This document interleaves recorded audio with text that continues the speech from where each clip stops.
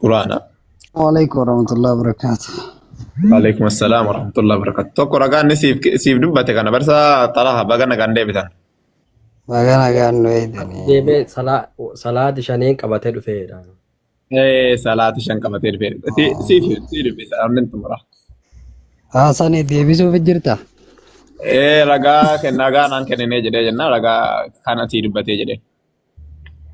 Laa dubbadhee fiitiin jira Quraana suuraa Israa'ii boqonnaa 17 ka ji'aallee boqonnaa 54 siin jee hadiisa irraa ka samii bohuu yoo barbaadde immoo hadiisa keessallee jira Sahih Bukhaarii 3207 irra hadiisa Sahih Bukhaarii katabadhu akkana macal jetteen hunda geeffatini.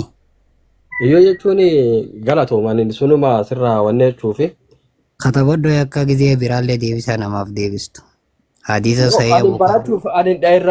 Isanirraa barachuuf malee barii mormuu fi niti yeroo biraa namin gaafa. Bareeda jechuun qabachuun bareeda jedhamu. Barreeffachuun gaariidha. Ayyeetti bakka inni irraa fa'uu dadhabee jira. Baay'ee barsaa talaha. Galatoomaa guyyaa biraan akkasuma walitti deebina ulfaadhaa. Ayyeebbifame baay'ee. Kuukii dubbisaa. Kuukii. Wantoonni akka Afrikaanota dhaabbatti. Sanu biyya Ameerikaa dhaabbatte akka Afrikaatti dhaabbatte. Ayi kuukii. Ni jira barisaa binu. Kookii Maal jettan? jirtaa? Galata gooftaa Yesuus akkamitti jira dhugaa galanni isaan badin. Galata Waaqayyo tokkicha isa nyaanne isan dhuyne isan rafne isan muyne isa naman taane isa namni isan taane san siifa haa ta'u isaaf haa ta'u. Ameen waluma tokkoma ameen. Tokko midhiisi Yesuus nyaatee jiraame akkamitti tokkootis. Taakaa kookii. Kookii. Yee. Yesuus kookiin goone. Ebannin qalladamuun ni beesa galee waaqaatti nu obboleessa kiyya. Yesuus hin nyaanne. Anama quraanaa baay'een beeku garuu hin kabajja ittiin hin shaggaaduu iyyuu. Yesuus hin nyaanne ree. Mistirii waaqayyoo guddaa keessan deemnu kaa. Kama barreeffame. Yoo waan kana hin beekne rakkoodha beektaa kookii teenya. Ammala ati tokkumaa naan jettee mire Yesuus amma cidha dhaqeetii mana cidhaa dhaqee ichitti dhuganii wanni dhugan hundi jalaa dhumtee haati isaatti dhuftee wanni dhugan jala daadhiin jalaa dhumtee jirti jennaan maaltu hojii xiyya keessa maaltu si galche jeeni. Waan namummaa hundaa godheera Yesuus. Ammoo waaqallee waan nu goonu cubbuu qofaa hin dalanne cubbuu hin tunne garuu waan hundaa godhaa ture garuu inni waaqa fayyisaa ture. Dubartii harkaan qabachuun cubbuu miti. Waadde akkamiyyuu oduu nan qabne akkamiin na fayyisa. Ndeena tokko qaba Yesuus an fayyuu. Fayyisuudhaaf hin jenne bar.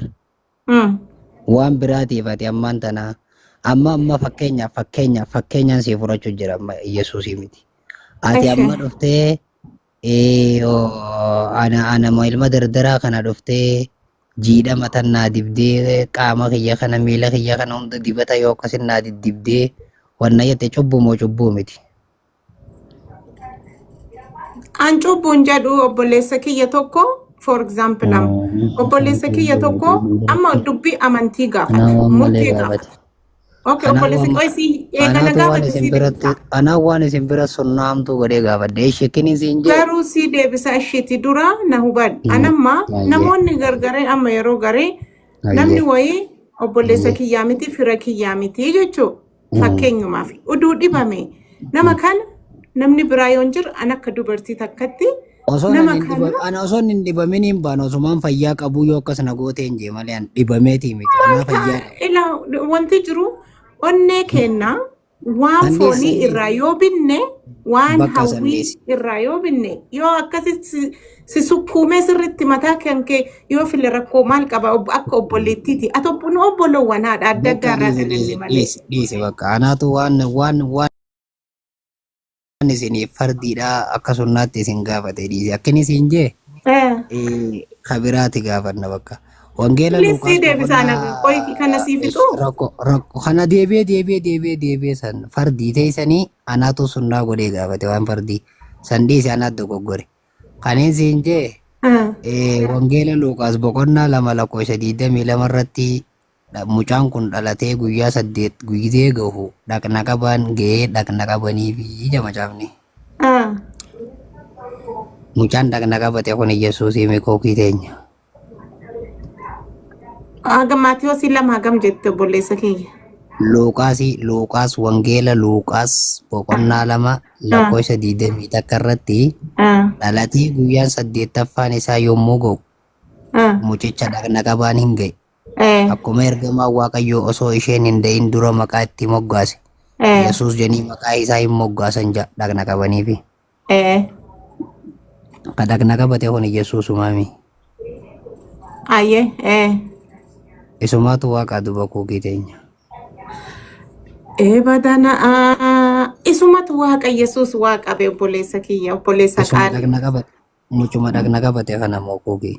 Ishi maal goona nu amma inni Waaqa biyya lafaarra cubbuu badii du'aarra nu oolchuuf bakka abbaan Waaqni tokko suni nuuf kenne. Injoofa macaafa keessatti akkas. Dhugaa rabbii kana Maatiyoosii. Dhugaa rabbii kana akka joomeesi immoo. Obboleessa kiyya antiksii kana sii kenna ati nama smaartii. 26 Maatiyoos 26 27 28 dubbisiitii hunduma dubbista gubbaa gadi fixee na deebita.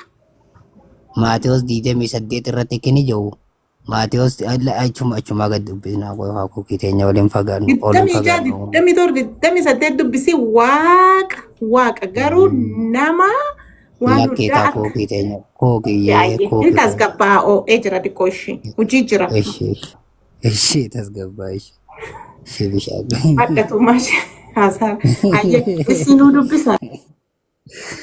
Bishaan si bireera. Intas gabbaa itti ooweera. Bishaan dhugaatuu haasofna inshallah. Homaa waliin goonu nuti afaan Oromoo walitti haasofna. Jechuun dhiqoosii adda haasa'u jira. Jechuu fedheeti. Ayyee isin dhagaa. Ishee rakkoo qabu. Ani kaniin arge macaafa keessatti wangeela Maatiyoos hojii ergamoota boqonnaa 13:23 irratti akkuma abdachiisettis Waaqayyo sanyii namicha kanaa keessa saba Israa'eliif fayyisaa kaasee jira. Inninis Yesuus saba Israa'eliif malee Oromoon jahu, Amaaraan jahu, Tigireen jahu, Itoophiyaan jahu, Afrikaan jahu saba Israa'eliif fayyisaa kaasee jira. Inninis Yesuus ammallee wangeeluma Maatiyoos boqonnaa 1 irratti gaafa dura ergamaa Waaqayyoo abjoodhaan Yoosefitti dhufu. Yaa Yoosef jeen kaadhimaan kee Maryam hafuura qulqulluudhaan ni ulfoofti.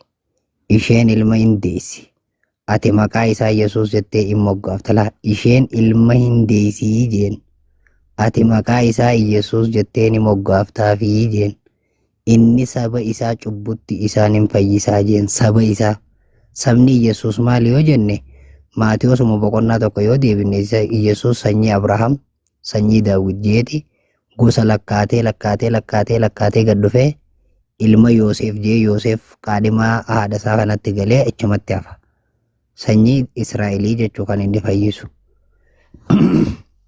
Ammallee wangeela Maatiyoos boqonnaa 15:24 irratti ani jee Yesuus ani warra akka hoolotaa karaa irraa goranii mana Israa'elii badan duwwaaf malee hin ergamne jedha. Warra akka hoolotaa karaa irraa goranii mana Israa'elii badan duwwaaf malee hin ergamne. Barattoota isaallee yeroo ergu wangeela Maatiyoos keessatti mandara warra Samaariyaa tokkotti hin lixina. Mandara warra saba Waaqayyoo hin ta'in tokkotti illee hin lixina. Kanaa manna warra akka hoolotaa karaa irraa goranii mana Israa'elii badanii dhaqa. Isaanitti lallaba. Warra dhibamanis fayyisa. Jeeni barattoota isaa ergi. Warra Israa'el qofa jeeni saba Israa'el saba Yahudotaa jeeni. Kana jechuun Yesuus Kiristoos kan ergameef saba Israa'el qofaafi jechuudha. Nuti uummanni Musliimaatis kanuma amanna. Islaamni hundi kan jiru kan nama amana. Waan kanaan ala namni amanu hin jiru. Yesus ergamaa Waaqayyoo qulqulluu, kabajamaa, qaalii, kan seexaanni itti dhiyaatee hin beekne, kan seexaanni isa qoree hin beekne, kan dhugaa malee soba barsiisee hin beekne, kan daandii qajeelaa malee daandii sobaa barsiisee hin beekne, kan Waaqayyoo warra Israa'eliif erge, kan Waaqayyoo saba Israa'eliif erge jennee amanna nuti uummanni musliimaa. Akkuma inni kitaaba macaafa keessatti hin jeekan. Waan kaan ammoo ta'e erga inni gara samiitti ol ba'ee booda Paawulos waan dhufanii akkana janiini akkas janiini san qofan fudhanne nuti uummanni musliimaa. Waan inni hin jeeni fudhanna. Haa ta'u akkam jettamee kookii teenyammaa. Kooki. Hoolota badan barbaada deema jechuun maal jechuudha? Macaafaa tokkos jaabar warra akka hoolota karaa irraa hoolota jechuun warroota karaa Waaqayyoo irraa badanii jechuudha. Karaa Rabbii irraa badanii jechuudha. Isaan barbaadacha deeme gara jireenyaa fiduufi jechuudha. Sanuu warra Israa'el jaabar warra akka hoolota karaa irraa goranii mansiiseen dhageenyedhaan jettanii waan godhu dhabee amma kajee Aadamoo saba kana hunda dura uumame. Ilmi namaatu isarraa dhufe akkamitti Oromoodha jennamme. Waaqayyoon mee dhugaa yoo qaadne mee Oromoo iddoo tana mee na hubadhu qalbii na kenni mee. Ante ol guddisa kookii ana bira teessochool. Jiraachuu waan hin danda'amneef jedheeti cinaacha addame irraa gargaartuu isaa akka taatu heewaanii uume. Gargaartuu mo'aadha warra akka taatu. Haati warraa gargaartuu miree. Haadha manaa akka ayyeeka. Kitaaba keenya akka jedhu. Haadhuma manaati ishii gargaartuu. Namni qophaasaa baaybiliitu jedhan ilmi namaa qophaasaa jiraachuu gaarii yoo ta'e addaamiif uumeef haa ta'u. So Qaayeliif Abeeliin horteen muluun ka dhufe anamma addaam atis addaam warra heewaaniiti. Nufari addaamiif heewaaniiti. Israa'eliin illee waakkachuu hin dandeenyu yunu.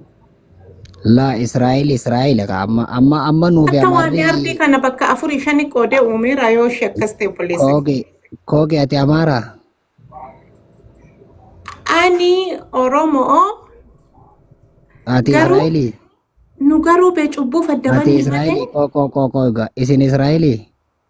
Israa'eli hafuuraati ka foonii sanii miti bee baaybiliin ka jedhaaru akka. Amaara maaliif ta'uu diddarree? Cubbutu adda nu balleesse malee qofa afaan keenya ka adda diige gaafa bishaan badii bishaanii sanbee afaan keenya adda adda badee bifti keenya cubbuuf adda adda badee bara. Isin Tigreedha ishii kooki. Ishii qoy atillee mee takka qalbii naa kenne please laal. Gaafa badii bishaanii. Anka jiru bari Amaaraa fi Tigree fi Somaalee ta'uu diddanii Israa'el akkamitti ta'uu dandeessan? Israa'eli foonii itti dhiisii bee hafuura qulqulluuni amma dubbiin baaybiliini ka foon hafuuraan nan jeeqa amma naa galee jira amma naa Israa'eliin amma jirtu tun Yahudaadhaa mee kooki? Sirri Yesuus naa achi dhalatee mina beekadanii. Ati hafuuraan kiristaana moo Yahudaa? Ammucattii gooftaa Yesuusiiti waaqa jettaniit isan na uume.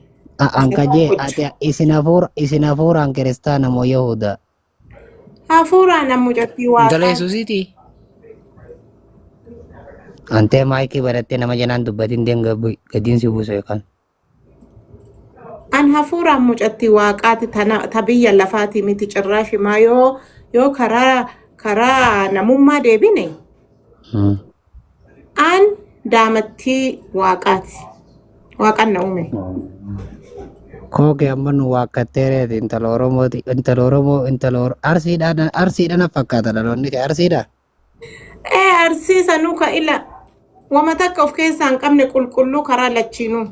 Amma intalti Oromoo intalti Sikkoo fi Mandoo intalti arsiidhaan waakkattee tuma kun intala waaqaa taate waaqarra nu jalaa galuu deemti.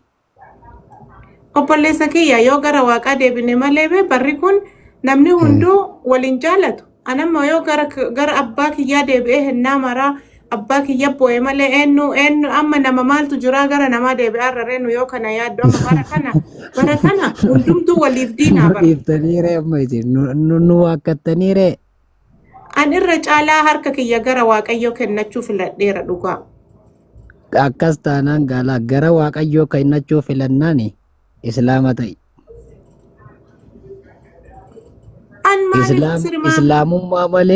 Islaamummaa malee amantii waaqatti hin dhiyaatan hin jirtu.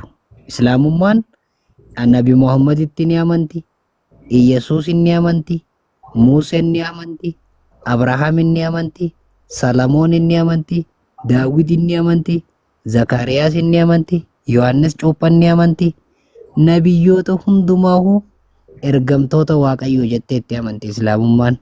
Waaqni ammoo isa isaan kana hundaa'u ergatee inni tokkicha hin dhalu, hin dhalatu, naman ta'u, namni isan ta'u, hin nyaatu, hin dhugu, hin rafu, qaama saalaa qabaatee hin kittaannatu, inni sanii hirribnummaanuu isa hin qabu. Islaamummaan akkas jettee amanti. Iyesuus isuma san barsiisaa ture. Wangeela macaafa Xiimotewos tokkoffaa boqonnaa jala qoisa 16 irratti